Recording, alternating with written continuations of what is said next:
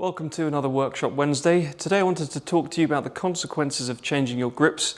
If you've ever changed your grips in the past and noticed that they haven't quite felt the same, this will be why. So here I have an ungripped driver, just purely for this demonstration, and let's just say that your driver was gripped with one layer of tape and a tall velvet grip. This driver would swing weight at approximately D1.8.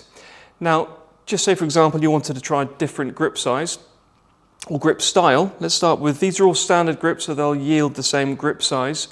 Switching to a multi-compound, we'll push the swing weight up by approximately half a point to D2.4. Moving on to a CP2 Pro Standard, about D2.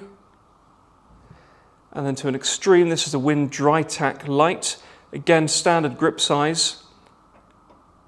This will probably shock you. D7.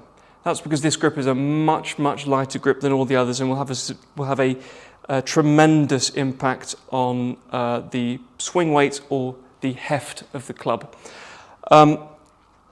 It could be that you want to try a larger grip size. So you want to go from a standard grip size to a mid-size. Again, we're going to see the same thing. It's a heavier grip, so it's going to lighten swing weight. You'll probably lose the sensation of where the club head is, and that could be a good or a bad thing. It could be a bad thing if you've been fitted with a particular grip type in mind. So let me show you the difference between a multi-compound blue standard. Again, we're at about D2.4. Switching up to a mid-size,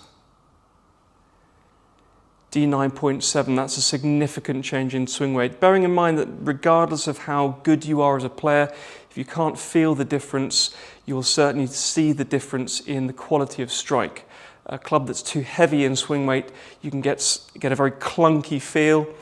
Again, a club that's too light in swing weight can be very flippy because there's not sufficient head weight to keep control of the head throughout the swing. Okay, let's move on to moving from a jumbo to a mid-size to an oversize. So, CP2 Pro mid-size, C9.4 to an oversize, C6.6.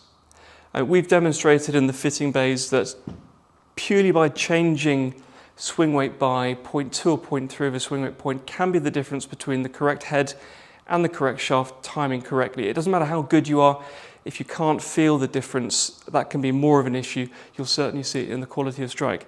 So really the lesson is to this: if you're thinking of changing your grips, especially if you've been fitted and had correctly fitted and built clubs, do consult the person that gripped them in the first instance. Go back and see them ideally.